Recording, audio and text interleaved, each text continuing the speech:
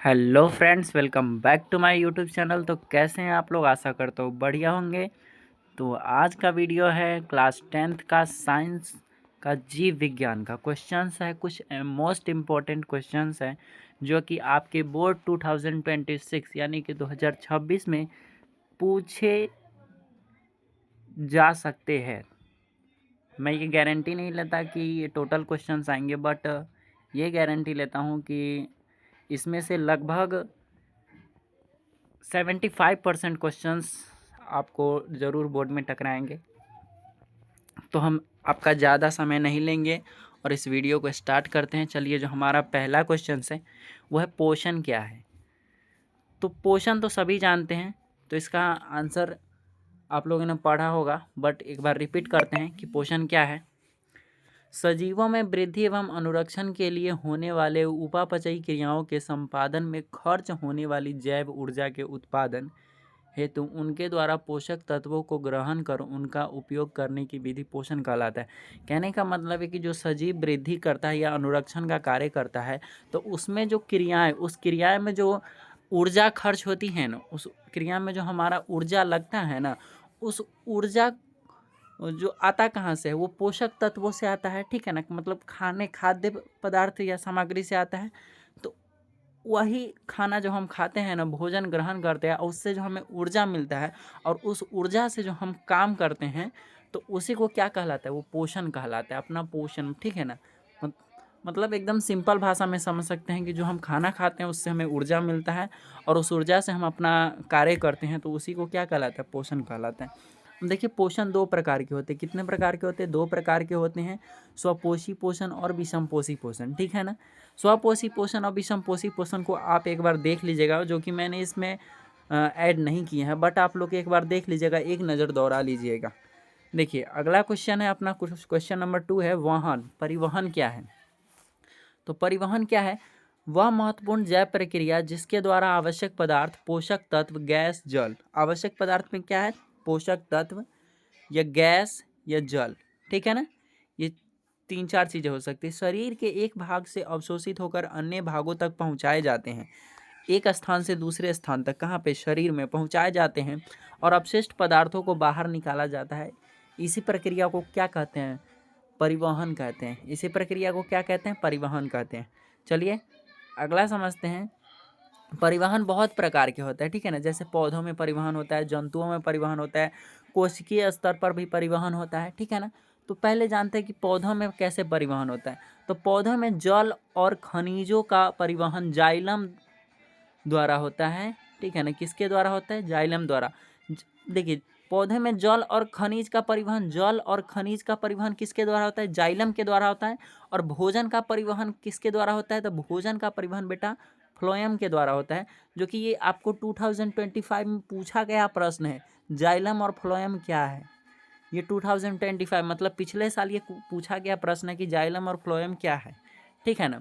तो जाइलम क्या है? जिसके द्वारा हम जल और खनिज लवण का परिवहन करते हैं। किस में? पौधे में। और भोजन का परिवहन पौधे में क्या कहलाएगा? फ्लोएम कहलाएगा। अब देखिए, अब जंतु में अब क्या है? अब जंतु में बताते हैं आपको कि जंतु में क्या है। रक्त के माध्यम से पोषक तत्वों और ऑक्सीजन का शरीर की हर कोशिका तक संवहन होता है। देखिए, जंतुओं में क्या होता है? रक्त के माध्यम से। जंतुओं में वहन कैसे होता है? तो रक्त के माध्यम से पोषक तत्वों और ऑक्सीजन का शरीर की हर एक कोशिकाओं तक संवहन होता है। समझ में आ गया? आशा करता हूँ यहाँ तक आपको बढ़िया से समझ में आया होगा। अगर नहीं समझ में आया है तो आप एक बार बैक स्क्रॉल करके इसको दोबारा से सुन सकते हैं और समझने का प्रयास कीजिए। ठीक है ना।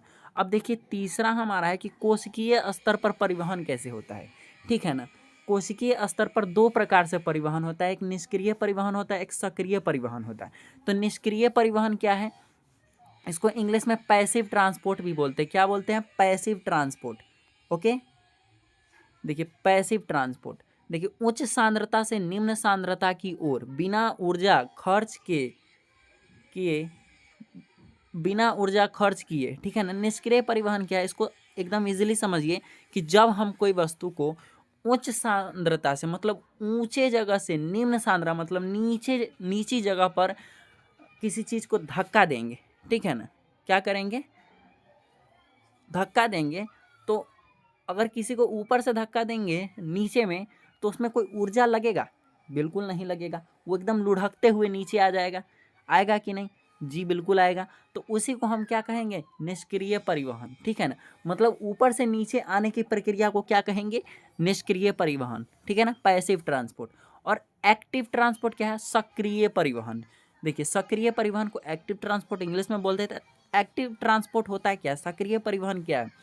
निम्न सांद्रता से उच्च सांद्रता की ओर जो परिवहन करता है। निम्न सांद्रता से मतलब नीचे से ऊपर, जैसे कि हम किसी चीज को अपने द्वारा, ठीक है ना, जैसे हम एक चीज को मोटरसाइकिल को बगैर स्टार्ट किए हुए अगर हम पुल पर नीचे से ऊपर जब पुल पर ले जाएंगे और उसको धक्का देंगे तो उसमें वो ऑटोमेटिक तो नहीं चला जाएगा, उसमें ऊर्जा लगेगा। लगेगा कि नहीं लगेगा? बिल्कुल लगेगा। तो उसको हम क्या बोलेंगे? सक्रिय परिवहन, ठीक है ना। और मतलब जिसमें बल लगता है, जिसमें ऊर्जा लगता है वो सक्रिय परिवहन, जिसमें ऊर्जा नहीं लगता है वो निष्क्रिय परिवहन। अब ऊर्जा तो लगता है बेटा, ठीक है ना, सक्रिय परिवहन में ऊर्जा लगता है, बट कौन सा ऊर्जा लगता है? तो बेटा एटीपी लगता है। क्या कौन सा ऊर्जा लगता है? एटीपी। अब एटीपी, तो एटीपी के बारे में जानेंगे। एटीपी होता क्या है? तो बेटा एटीपी का फुल फॉर्म होता है एडिनो ट्राईफॉस्फेट। क्या होता है? एक बार फिर से सुन लीजिए, एडिनो ट्राईफॉस्फेट। ओके, चलिए अगला टॉपिक, सॉरी टॉपिक नहीं, अगला क्वेश्चन है हमारा क्वेश्चन नंबर 3। पादप हार्मोन क्या है? ओके, पादप हार्मोन तो बेटा पढ़ेंगे वे रासायनिक पदार्थ जो पौधों में अल्प मात्रा में उत्पन्न होकर उनमें नियंत्रण और समन्वय का कार्य संपादित करते हैं। वैसे रासायनिक पदार्थ जो पौधों में, किसमें? पौधों में अल्प मात्रा में मतलब थोड़े ही मात्रा में उत्पन्न होकर के उनमें नियंत्रण और समन्वय का कार्य संपादित करते हैं। नियंत्रण क्या है? समन्वय क्या है? बेटा नियंत्रण और समन्वय से हम इतना जानेंगे कि हमारा जो ब्रेन है, ठीक है ना, हमारा जो मस्तिष्क है उसके बारे में बोल रहा है। ओके, यहाँ तक बिल्कुल आपको समझ में आ गया होगा। चलिए आगे चलते हैं। देखिए इसमें पूछा हुआ प्रश्न है कि 4 पादप हार्मोन के नाम लिखें, ठीक है ना। अभी मैंने आपको पादप हार्मोन के बारे में बताया और क्वेश्चन में पूछा गया है कि 4 पादप हार्मोन के नाम लिखे। तो बेटा 4 पादप हार्मोन जो है हमारे वो है ऑक्सीन, जिब्रेलिन, साइटोकाइन और एथिलीन। ये 4 क्या है? ये पादप हार्मोन है। आपसे ऑब्जेक्टिव में भी पूछा जा सकता है कि निम्न में से पादप हार्मोन कौन है, ठीक है ना। इसमें आएगा ऑक्सीन, जिब्रेलिन, साइटोकाइनिन, एथिलीन में से कोई भी एक ऑप्शन आपको दिखेगा तो बेटा उस पे मारेंगे, ठीक है ना। इसमें यह भी आ सकता है कि पादप हार्मोन निम्न में से कौन नहीं है। तो बेटा ये लगभग 3 इसमें ऑप्शन रहेंगे। इसमें मान लीजिए आपको 3 ऑप्शन दिए गए हैं, जैसे ऑक्सीन दिया गया है, जिब्रेलिन दिया हो गया, एथिलीन दिया हुआ। अब बीच में एक कोई और अलग दे दिया साइटोकाइनिन को छोड़ करके। तो अगर पादप हार्मोन नहीं है तो बेटा इन तीनों को छोड़ करके बाकी जो होगा, सॉरी चारों को छोड़ करके बाकी जो ऑप्शन में आएगा वो पादप हार्मोन नहीं होंगे। ओके, यहाँ तक तो समझ में आ गया बेटा। अब चौथा नंबर क्वेश्चन है अपना, प्रतिवर्ती क्रिया क्या है? वैसी क्रियाएं जो हम अपनी इच्छा अनुसार नहीं कर सकते, मतलब हम अपने मन से नहीं करते हैं, उस क्रिया को क्या कहते हैं?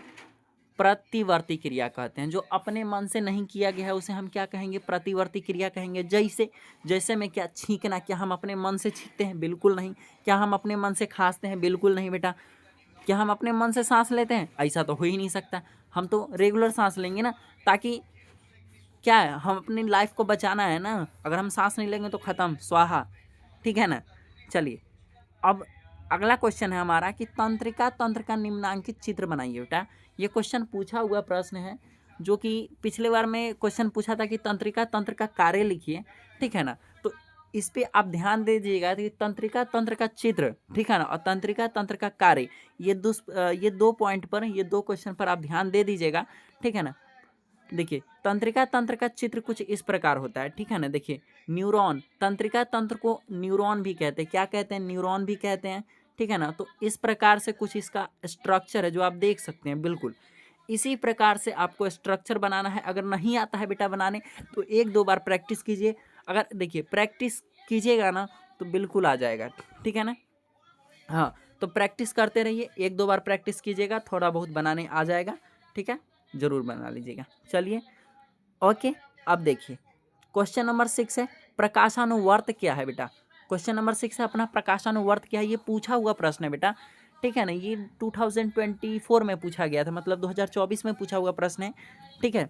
वह प्रक्रिया जिसमें पौधे अपने तने या प्ररोह, ठीक है ना, प्ररोह शूट, शूट का मतलब समझे तो डाली, तना, ठीक है ना, अपने तना को प्रकाश की दिशा की ओर मोड़ते हैं, ठीक है ना, ताकि वे अधिक से अधिक सूर्य का प्रकाश प्राप्त कर सके। इसका मतलब प्रकाशानुवर्त का मतलब समझ जाओ एकदम सिंपल वे में कि जिधर में सूरज रहेगा ना, जिधर में सूरज रहेगा ना, प्रकाश, ठीक है ना, उस तरफ अपना डाली को वो मोड़ेगा, ठीक है ना। तो इसी को हम क्या बोलेंगे, प्रकाशानुवर्त कहेंगे, ठीक है ना। ये क्यों करते हैं, ताकि वे अधिक से अधिक सूर्य का प्रकाश प्राप्त कर सके। क्यों करते हैं, सूर्य का प्रकाश प्राप्त करने के लिए ज़्यादा से ज़्यादा। यह ऑक्सीन हार्मोन द्वारा नियंत्रित होता है। किस हार्मोन द्वारा नियंत्रित होता है, ऑक्सीन हार्मोन द्वारा नियंत्रित होता है। और यह पौधों के लिए धनात्मक प्रकाश की और जड़ों के लिए ऋणात्मक प्रकाश की दूर हो सकती है। देखिए अगर जिधर होगा ना उधर में धनात्मक, और जिधर में नहीं होगा, जैसे कि जड़, इसमें क्या है, प्रकाश की ओर क्या जा रहा है, पौधा का तना जा रहा है, तो तना क्या है, धनात्मक है, ठीक है ना, और जड़ क्या है, वो है ऋणात्मक। ये आपको न लिखिएगा वो भी चलेगा, इतना नहीं लिखेगा तो भी चलेगा बेटा, ठीक है ना, लेकिन बस आपको समझाने के लिए मैंने बताया, ठीक है ना। चलिए क्वेश्चन नंबर 7 है अपना ओजोन परत के क्षय का कारण लिखे। बेटा ओजोन परत के क्षय का कारण बहुत कारण हो सकता है, इसमें कुछ निम्न है, ठीक है ना, देख लीजिए। क्लोरोफ्लोरोकार्बन, देखिए क्लोरोफ्लोरोकार्बन क्या है, यह एक सबसे प्रमुख कारक है जो रेफ्रिजरेटर, एसी और स्प्रे से उत्सर्जित होता है। यह एक गैस है, क्या है, क्लोरोफ्लोरोकार्बन एक गैस है जो कहाँ से निकलता है, रेफ्रिजरेटर से, एसी से, स्प्रे से उत्सर्जित होता है, ठीक है ना, ये एक कारण हो सकता है। दूसरा कारण होता है हेलोन्स। हेलोन्स क्या है, अग्निशामक यंत्रों में उपयोग किया जाता है, ठीक है ना। अग्निशामक मतलब समझते हैं, जहाँ आग उग लग जाता है और वहाँ पर जो गाड़ी आती है अग्निशामक की, ठीक है ना, फायर ब्रिगेड, ठीक है ना, तो उसी को उसमें ही उस यंत्र में इसका उपयोग किया जाता है हेलोन का, ठीक है ना।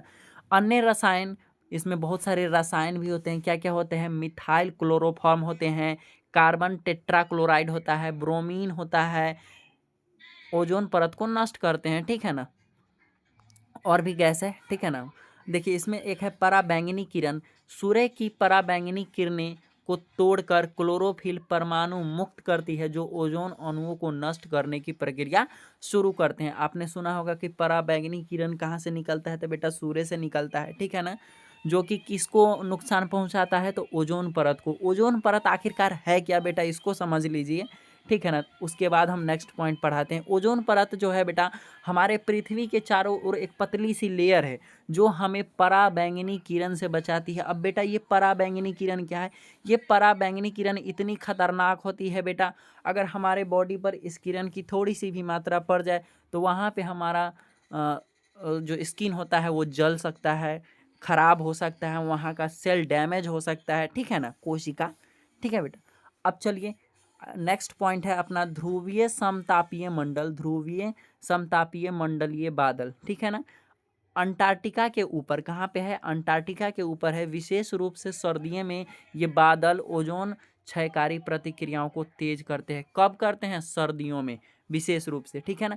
मानवीय गतिविधियाँ, अगला पॉइंट है बेटा अपना मानवीय गतिविधियाँ। इसमें कुछ मानवीय गतिविधियाँ भी है, जो जैसे कि औद्योगिक गतिविधियाँ, व्यापार, रेफ्रिजरेशन, एयरसोल का उपयोग ओजोन छिद्र का कारण बनते हैं। तो ये निम्न थे कुछ, ठीक है ना। इसी प्रकार से, और मैं देखिए मैं ये चाहता हूँ ना कि आप लोग पॉइंट बाय पॉइंट बना के लिखिए। जैसे मैंने अभी ये पॉइंट एक बुनका टाइप का दिया है ना, तो वहाँ पे आप एक बुनका नहीं दीजिएगा, थोड़ा मोटा सा गोला बनाइएगा, ठीक है ना। ज़्यादा बड़ा भी नहीं बनाना है और ज़्यादा छोटा भी नहीं बनाना है, ठीक है ना। अगर आप पॉइंट बाय पॉइंट लिखते हो ना तो बहुत ही अच्छा सुंदर कॉपी देखने में लगेगा।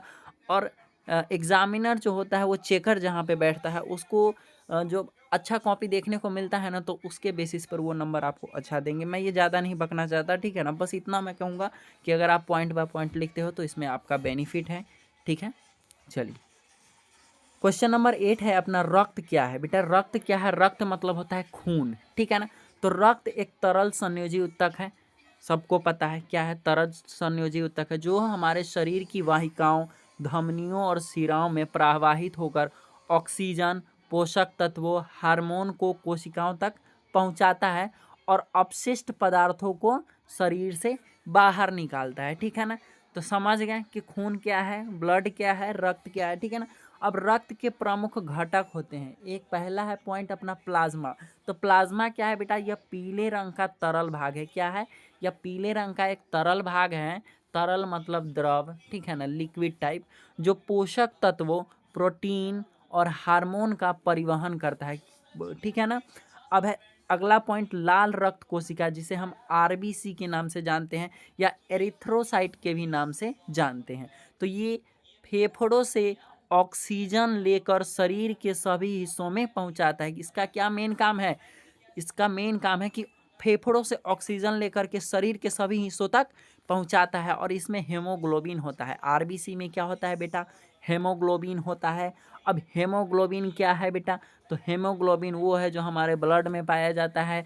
बेटा हेमोग्लोबिन होता कैसा है, तो देखिए सॉरी हेमोग्लोबिन जो हमारे ब्लड में होता है, और हेमोग्लोबिन के ही कारण क्या होता है, हमारा ब्लड लाल है, लाल दिखता है। ठीक है ना। हमारा ब्लड लाल क्यों दिखता है, हमारा ब्लड लाल इसलिए दिखता है क्योंकि हमारे खून में, हमारे आरबीसी में क्या है, हेमोग्लोबिन है। ओके।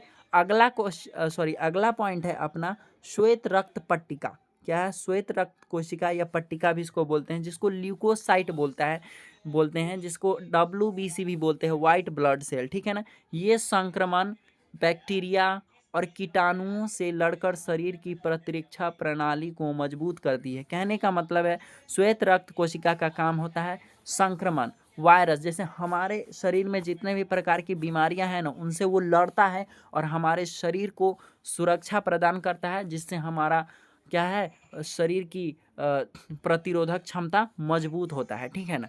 समझ में आ गया। अब है अगला पॉइंट अपना प्लेटलेट्स। इसको थ्रोम्बोसाइट भी बोलते हैं। क्या बोलते हैं, थ्रोम्बोसाइट। चोट लगने पर ये रक्त का थक्का जमाकर खून का बहाव रोकते हैं। आपने देखा होगा कि जब हमारे शरीर पर किसी भी प्रकार का खरोच आ जाता है, किसी भी प्रकार का चोट लग जाता है, तो उसमें थोड़ी ही देर के बाद ब्लड मतलब अपने आप जम जाता है। ब्लड का जो ऊपरी परत होता है ना घाव का, वो अपने आप जमने लगता है और उसमें से जो ब्लड का रिसाव होता है वो कम हो जाता है या ख़त्म हो जाता है। तो कौन करता है, हमारे ब्लड में जो प्लेटलेट है वही, इसी का काम होता है। ठीक है ना। तो आशा करता हूँ इतना आपको समझ में आ गया होगा। अगर नहीं समझ में आ रहा तो मैं बार बार कह रहा हूँ कि बैक स्क्रॉल कीजिए और समझने का कोशिश कीजिए। अब देखिए रक्त के प्रमुख कार्य है, बहुत से कार्य हैं, जैसे कि परिवहन, एक स्थान से दूसरे स्थान तक जाना, ऑक्सीजन और पोषक तत्वों को ले जाता है। ठीक है ना। रक्त का क्या कार्य है, परिवहन करता है। परिवहन कैसे करता है, ऑक्सीजन और पोषक तत्वों को ले जाना। सुरक्षा, संक्रमण से लड़ना, ब्लड का क्या काम है, सुरक्षा। सुरक्षा क्या करता है, हमारा संक्रमण से लड़ता है, मतलब बीमारी से लड़ता है। तीसरा पॉइंट है अपना तापमान नियंत्रण करता है, शरीर के तापमान को बनाए रखता है। क्या करता है, शरीर के तापमान को बनाए रखता है। चौथा है अपशिष्ट पदार्थ का निष्कासन करता है, जैसे कि हमारे बॉडी में कार्बन डाइऑक्साइड और अन्य अपशिष्ट पदार्थों को बाहर निकालने के लिए फेफड़ों और गुर्दों तक पहुंचाना इसका कार्य है। ठीक है ना। ब्लड मतलब हमारे शरीर में ब्लड का बहुत ही महत्वपूर्ण योगदान है। ठीक है ना बेटा। अब देखिए एक स्वस्थ वयस्क के शरीर में लगभग 5 से 5.5 लीटर रक्त होता है। ठीक है ना। क्वेश्चन पूछा जा सकता है कि आपके शरीर में या किसी भी स्वस्थ वयस्क के शरीर में लगभग कितना लीटर खून होता है, तो 5 से 5.5 लीटर तक होता है। ठीक है ना। अब है क्वेश्चन नंबर 9 बेटा। क्वेश्चन नंबर 9 है कि डीएनए आनुवंशिकता का आधार है कैसे। तो इसका आंसर है डीएनए आनुवंशिकता का आधार क्यों है, ये क्यों नहीं, ठीक है ना, इसको हटा दीजिए। देखिए आनुवंशिक सूचन का केंद्र डीएनए में जीन होते हैं। आनुवंशिक सूचन का, अभी आनुवंशिकता आया है तो आनुवंशिकता से क्या लिया गया है, आनुवंशिक लिया गया है। सूचना का केंद्र क्या होता है, डीएनए में जीन होता है। डीएनए में क्या पाया जाता है, जीन पाया जाता है, जो जीव के सभी जैविक लक्षणों के लिए विशिष्ट कोड या निर्देश प्रदान करते हैं। जैसे कि कहते हैं ना कि बउआ अपना मम्मी पर गेल है या बउआ अपना पापा पर गेल है। ठीक है ना। या बच्चा का नाक अपने पापा पे गया है। कहते हैं ना कि बहुत प्रकार का, उसका बाल उसके दादा पे गया है। तो ये क्या करता है, ये कौन करता है, ये बेटा हमारे शरीर में जो डीएनए होता है ना, उसी का काम है, ठीक है ना। डीएनए मैच करता है, ठीक है ना। तो इसी के कारण किसी का बाल, किसी का नाक, किसी का होठ, किसी का स्किन, किसी का गोरा काला होना कौन का करता है, तो ये डीएनए करता है। तो यही है डीएनए आनुवंशिकता का आधार है, ठीक है ना। अब देखिए इसको पॉइंट में समझते हैं। पहला पॉइंट हमने समझ लिया, ठीक है ना, इसको हटा देंगे, ठीक है ना। यह यहाँ से पहला पॉइंट है अपना, ठीक है। अब है दूसरा पॉइंट, प्रजनन में स्थानांतरण। जब जीन जनन करते हैं, जब जीन क्या करते हैं, जब सॉरी जीव, जीन नहीं, जीव जनन करते हैं तो डीएनए की प्रतिलिपि बनती है। डीएनए की क्या बनती है, एक प्रतिलिपि बनती है, एक पिक्चर बनता है, जिससे आनुवांशिक जानकारी सटीक रूप से अगली पीढ़ी तक पहुंचती है। समझ में आ गया। अब है प्रोटीन संश्लेषण। प्रोटीन संश्लेषण में भी डीएनए का बहुत ही महत्वपूर्ण योगदान है। डीएनए जीन के माध्यम से प्रोटीन बनाने के निर्देश देता है। डीएनए क्या जीन के माध्यम से क्या बनाने का निर्देश देता है, प्रोटीन बनाने का निर्देश देता है, जो शरीर के कार्य और संरचनाओं को नियंत्रित करता है। समझ में आ गया, ठीक है ना। अब है द्विगुणन की क्षमता, रेप्लिकेशन। द्विगुणन का मतलब होता है बंटवारा, ठीक है ना। क्या होता है, बंटवारा। डीएनए में खुद की कॉपी बनाने की अनूठी क्षमता होती है, ठीक है ना। डीएनए में अपने आप जैसा एक कॉपी बना लेता है, अपने आप जैसा एक और तैयार कर लेता है, वैसा क्षमता है, ठीक है ना। जो कोशिका विभाजन, जो सेल क्या है, सेल विभाजित होता है, सबको पता है, जो सेल विभाजन से पहले होती है, जिससे नई कोशिकाओं की को भी पूरी जानकारी मिलती है, नई कोशिका को भी पूरी तरह से जानकारी मिलती है। अब बेटा क्वेश्चन नंबर 10वां है कि पुरुष नसबंदी की परिभाषा दे। देखिए पुरुष नसबंदी और मादा नसबंदी, ठीक है ना। नसबंदी तो लगभग सभी लोग जानते हैं कि नसबंदी होता है क्या है, ठीक है ना। देखो अभी तक हमने बहुत लोगों ने, अभी तो मैक्सिमम आप लोगों ने सुना होगा कि सिर्फ महिला की ही नसबंदी होती है, बट ऐसा नहीं है कि पुरुष का भी नसबंदी होता है, ठीक है ना। तो देखिए पुरुष नसबंदी क्या है, पुरुष नसबंदी एक अस्थायी गर्भ निरोधक सर्जरी है। क्या है, एक सर्जरी है गर्भ निरोधक, ठीक है ना, जिसमें शुक्राणुओं को अंडकोश से लिंग तक ले जाने वाली नलियां, वास डिफरेंस, नलियां कौन है, वास डिफरेंस है, को काट कर या सील कर दिया जाता है। इसको काट दिया जाता है या सील कर दिया जाता है। समझ में आया, ठीक है। लेकिन इसमें यौन क्षमता या हार्मोन पर कोई असर नहीं पड़ता है और स्खलन सामान्य रूप से होता है, बस उसमें शुक्राणु नहीं होते हैं, ठीक है ना। देखिए एक प्रकार का सर्जरी है जिसमें क्या होता है, शुक्राणुओं को अंडकोश से लिंग तक ले जाने वाली जो नली होती है ना, उसको क्या बोलते हैं, वास डिफरेंस। इसमें वास डिफरेंस को काट दिया जाता है या सील कर दिया जाता है, ठीक है ना, सील दिया जाता है, ठीक है ना। ताकि इसमें क्या होता है कि वहाँ तक न स्पर्म पहुँचेगा और न अंडा आदि, न ओवम से, सॉरी, न अंडाणु से मिलेगा, ठीक है ना। न मिलेगा, न फर्टिलाइजेशन, न क्या निषेचन करेगा, ठीक है ना। तो इससे बच्चा पैदा नहीं होगा। समझ में आ गया, ठीक है। अब सेम इसी प्रकार है मादा नसबंदी। देखिए इसमें क्या होता है ना, ये बिल्कुल ही पेनलेस है, ठीक है ना। पेनलेस कहने का मतलब है कि बगैर दर्द के है, ठीक है ना। एक छोटा सा चीरा लगाएगा, हल्का सा दर्द करेगा, ठीक है ना। हाँ, वो भी बेहोश करके एकदम छोटा सा चीरा लगाएगा, एकदम पतला सा, वो एक सर्जरी होता है, उसमें लगा करके उसको काट करके सिल देगा। इसमें ज़्यादा टाइम नहीं लगता है, चिमटा टाइप लगा देता है, ठीक है ना। हाँ, वह मादा नसबंदी, इसमें तो पूरी तरह से पेट को चीरा जाता है, ठीक है ना बेटा। मादा नसबंदी में पूरी तरह से पेट को चीर करके तब नसबंदी किया जाता है, ठीक है ना। अब महिला नसबंदी एक सुरक्षित और अस्थायी गर्भ निरोधक शल्य चिकित्सा है, जिसमें महिला की फेलोपियन ट्यूब, महिला की क्या, फेलोपियन ट्यूब, उसमें क्या था आदि पुरुष का, उसमें वास डिफरेंस था, ठीक है ना, को अवरुद्ध कर या काट या बांध दिया जाता है। क्या कर दिया जाता है, काट दिया जाता है या बांध दिया जाता है। यह प्रक्रिया शुक्राणु और अंडाणु को मिलने से रोकती है, जिससे भविष्य में गर्भधारण नहीं होता है, ठीक है ना। आगे चलिए, अपना 12वां नंबर क्वेश्चन है कि मनुष्य में होने वाले सामान्य लैंगिक संचारित रोगों के नाम लिखिए। देखिए बहुत सारे संचारित रोग हैं, बट इसमें कुछ निम्न है, वो मैं आपको बता देता हूँ। पहला है जो है HIV, जिसे एड्स बोलते हैं, ठीक है ना। ये HIV वायरस के कारण होता है। किसके कारण होता है, HIV वायरस के कारण होता है। दूसरा जो है अपना सिफिलिस, सिफिलिस जो होता है बैक्टीरिया से होने वाला रोग है, बैक्टीरिया से होने वाला रोग है, बट ये क्या है, एक जन संचारित रोग है, ठीक है ना, जनन संचारित रोग है। देखिए तीसरा है अपना गोनोरिया। गोनोरिया क्या है, बैक्टीरिया से होता है बट जन संचारित रोग है। चौथा है जेनिटल हर्पिस या हर्पिस सिम्प्लेक्स वायरस के द्वारा होता है। देखिए इधर में जो भी बीमारी है और किसके कारण होता है वो मैं आपको बता रहा हूँ, ठीक है ना। हाँ देखिए एक हेपेटाइटिस बी होता है जो किसके कारण से होता है, वायरस से होने वाला लीवर संक्रमण रोग है। यह क्या करता है, लीवर को संक्रमित करता है। मेन जो हमारे बॉडी में जो सबसे बड़ा ऑर्गन है, जो हमारे शरीर में सबसे बड़ा अंग है वो है लीवर, उसी को डैमेज करता है, ठीक है ना। कौन डैमेज करता है, हेपेटाइटिस बी वायरस, ठीक है। चलिए अब है पाँचवा, या सॉरी कितना पॉइंट था मुझे ध्यान नहीं है, अभी ध्यान कर लेता हूँ। 1 2 3 4 5, छठा पॉइंट है अपना ह्यूमन पेपिलोमा वायरस। यह वायरस द्वारा ट्राइकोमोनेसिस या प्रोटोजोआ के द्वारा होता है, ठीक है ना। ये कौन से वायरस के द्वारा होता है, ट्राइकोमोनासिस या प्रोटोजोआ। प्रोटोजोआ एक बैक्टीरिया है, ठीक है ना। ये दोनों के द्वारा हो सकता है ह्यूमन पेपिलोमा वायरस, जिसे HPV बोलते हैं। ओके, क्वेश्चन नंबर 13 है अपना धमनी और सीरा में अंतर स्पष्ट करें। बेटा धमनी और सीरा में अंतर स्पष्ट करें, ये लगभग आपको 3 साल से ये क्वेश्चन पूछा गया नहीं है, बट इस बार पूछने की पूरी संभावना है, लगभग 90%। ओके, तो इस पर आप बेझिझक एकदम बढ़िया से ध्यान देकर जाइएगा, ठीक है। देखिए धमनी का कार्य क्या है, देखिए मैंने अलग अलग लिखा है, ठीक है ना।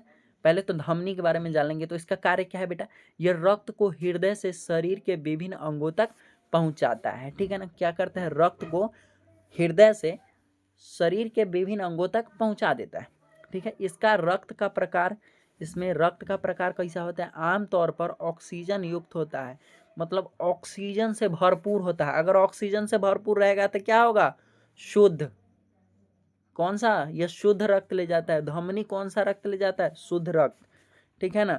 अब है तीसरा पॉइंट है रक्तचाप या दबाव। तो बेटा इसमें उच्च दाब होता है। क्या होता है, उच्च दाब होता है। इसकी दीवार की मोटाई कैसी होती है बेटा, दीवार इसकी मोटी होती है और अत्यधिक लोचदार होती है, मतलब लचीली होती है, ठीक है ना। अब है वॉल्व। वॉल्व क्या होता है, इसमें वॉल्व नहीं पाए जाते हैं। वॉल्व का मतलब होता है एक पतली लेयर, ठीक है ना।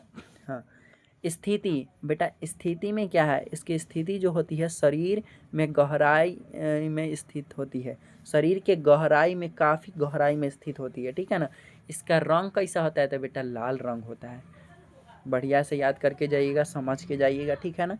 मेरा काम था आपको बताना, समझाना, जहाँ तक मेरे से हो सकता है मैं आपको समझा रहा हूँ। ओके बेटा, चलिए सॉरी, यहाँ पर धमनी न होकर के शीरा होगा बेटा। क्या होगा, शीरा हो जाता है, थोड़ा थोड़ा गलती लिखा जाता है, मैं भी इंसान हूँ, ठीक है।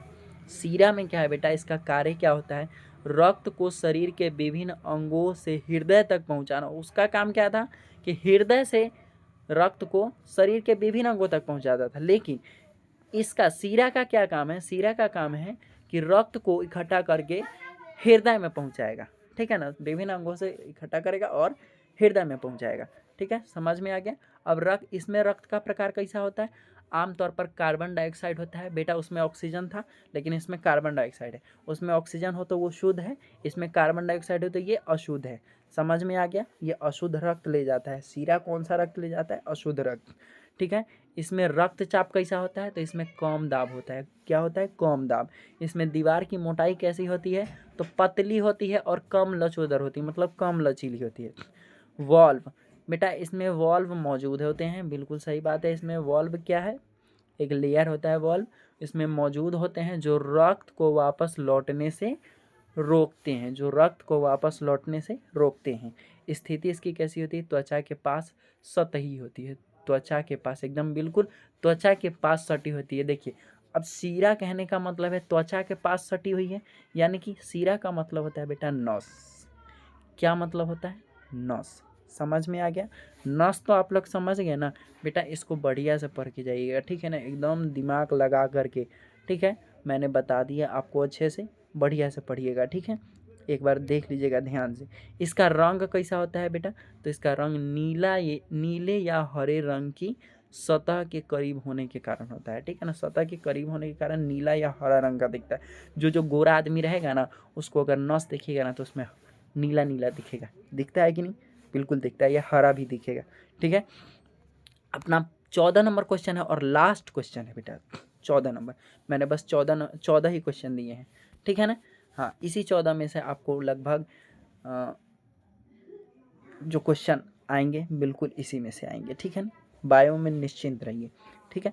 अब खाद्य श्रृंखला क्या है बेटा, तो खाद्य श्रृंखला परिस्थिति तंत्र में जीवों के बीच भोजन ऊर्जा के स्थानांतरण का एक रैखिक अनुक्रम है, ठीक है ना। यह श्रृंखला, अब इतना नहीं समझ में आया ना, तो आप ये बना सकते हैं कि यह श्रृंखला बताती है कि कौन सा जीव किसे खाता है और पोषक तत्व कैसे स्थानांतरित होते हैं। आप ये ना लिख करके ये भी लिख सकते हैं, ये लाइन बिल्कुल एकदम सटीक और हल्का है, ठीक है। चलिए, अब खाद्य श्रृंखला के प्रमुख घटक है और चरण है बेटा। हाँ तो बिल्कुल है। एक है उत्पादक, पहला क्या है, उत्पादक। हरे पौधे जो प्रकाश संश्लेषण से अपना भोजन बनाते हैं, जैसे घास, तो घास क्या है बेटा, ये उत्पादक है। अब प्राथमिक उपभोक्ता कौन है, शाकाहारी जीव जो पौधे खाते हैं, शाकाहारी जीव जो क्या खाते हैं, पौधे खाते हैं, जैसे टिड्डा या हिरन, वो प्राथमिक उपभोक्ता है। क्या है, प्राथमिक उपभोक्ता। द्वितीय उपभोक्ता क्या है बेटा, द्वितीय उपभोक्ता मांसाहारी जीव जो मांस खाते हैं, ठीक है ना, जो जीवों को खाते हैं, जैसे मेढक या लोमड़ी, ठीक है ना। ये क्या है, या शेर या बाघ हो सकता है ना। तो ये सब क्या है, द्वितीय उपभोक्ता है। अब क्वेश्चन कभी कभी आता है, निम्न में से कौन प्राथमिक उपभोक्ता है, कौन द्वितीयक उपभोक्ता है, कौन तृतीयक उपभोक्ता है, या कौन अपघटक है। तो इससे इसमें जो ऑप्शंस है इसको पढ़ करके अगर आप जाइएगा तो बिल्कुल इसमें ऑब्जेक्टिव भी आप मार सकते हैं, बिल्कुल सही सही, ठीक है ना। अब है तृतीयक या शीर्ष उपभोक्ता। तृतीयक को शीर्ष उपभोक्ता भी कहा जाता है। मांसाहारी जो अन्य मांसाहारी को खाते हैं, देखो, मांसाहारी जो अन्य मांसाहारी को खाते हैं, ठीक है ना, उसे हम क्या बोलते हैं, तृतीयक उपभोक्ता बोलते हैं। जैसे कि सांप, शेर, ठीक है ना, इसमें शेर नहीं होगा बेटा। कहने का मतलब है इसमें वही जो मांस खाते हैं या जीवों को खाते हैं, लेकिन तृतीयक उपभोक्ता में क्या होगा, जो मांसाहारी मांसाहारी को खाते हैं, ठीक है ना, मतलब अपने जैसे प्राणी को खाते हैं, ठीक है, वही क्या कहलाते हैं, तृतीयक उपभोक्ता कहलाते हैं। समझ में आ गया, कोई दिक्कत नहीं ना। अगर आपसे पूछा गया होगा क्वेश्चन कि मनुष्य कौन सा उपभोक्ता है, एक क्वेश्चन आ सकता है, मनुष्य कौन सा उपभोक्ता है, तो बेटा मनुष्य हम लोग क्या है, मनुष्य जो मांसाहारी भी है, बिल्कुल सर्वाहारी है, ठीक है ना। मतलब हम शाकाहारी खाते हैं, मांसाहारी खाते हैं, तो हम सर्वाहारी हो गए, ठीक है ना। तो सर्वाहारी हम हो गए, तो मांसाहारी हम भी हैं, ठीक है ना। और हम खाते किसको हैं, मांसाहारी को भी तो खाते हैं, जैसे कि मुर्गा खाते कि नहीं खाते हैं, ठीक है ना, बिल्कुल खाते हैं। सॉरी बेटा। चलिए, अगला है अपघटक। अपघटक का मतलब होता है मृत जीवों को अपघटित करने वाले जीव, मृत जीवों को अपघटित करने वाले जीव, जैसे कवक, बैक्टीरिया, ये क्या है, अपघटक है। जैसे कि एक एक पॉइंट इसको समझिए, देखिए घास है, ये टिड्डा, घास को कौन खाता है, टिड्डा खाता है, टिड्डा को कौन खाता है, मेढक खाता है, मेढक को कौन खाता है, सांप खाता है, सांप को कौन खाता है, बाज। तो क्या है, यह एक खाद्य श्रृंखला, यही क्या है, दिस इज द खाद्य श्रृंखला। क्या है, खाद्य श्रृंखला। इसमें एक चीज़ और थोड़ा सा समझ लीजिए कि डीकम्पोजर्स, अपघटक क्या है, जैसे कि बहुत सारे जीव जंतु मर जाते हैं और धीरे धीरे उसकी चमड़ी गलने लगती है। तो गलती कैसे है बेटा, वो अपघटित हो रही है, तो उसको अपघटित कौन कर रहा है, कवक या बैक्टीरिया कर रहा है। देखिए, आज के लिए बस एकदम यही है, यही आपको पढ़ना है और इसी को समझना है। बायो में नो टेंशन नो डाउट, ठीक है ना। आशा करता हूँ ये वीडियो आपको अच्छा लगा हो। तो बेटा अच्छा लगा हो तो आपको करना क्या है, आप बिल्कुल अच्छे से जानते हैं। और मैं ये ज़रूर कहूँगा बेटा, इसको बनाने में बहुत मेहनत लगता है।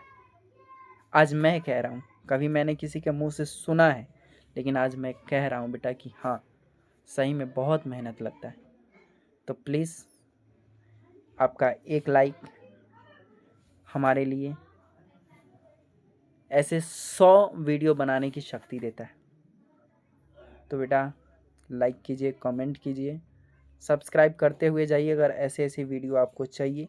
और हाँ, एक चीज़ और, मैं इस पर 11th और 12th का भी बायोलॉजी, मेनली क्या बायोलॉजी पढ़ाने वाला हूँ।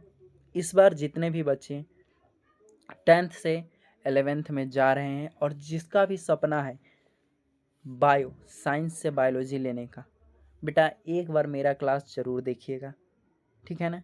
मैंने इसका ऑलरेडी एक वीडियो डाला हुआ है जो कि बायोलॉजी का आइडेंटिफिकेशन है, मतलब परिचय है, ठीक है ना। एक बार जाके आप लोग देखिए, हिंदी और इंग्लिश दोनों में, घबराने की ज़रूरत नहीं है, ठीक है ना। हिंदी और इंग्लिश दोनों में है, आप उसको पढ़िए समझिए, ठीक है ना। एक बार वो वीडियो देखिएगा, अगर आपको अच्छा लगा होगा तो बस, ज़्यादा कुछ कहना नहीं चाहता, ठीक है, बस यही है बेटा। चलिए मिलते हैं नेक्स्ट वीडियो में नए जोश के साथ, नए उमंग के साथ। Thank you so much, bye bye.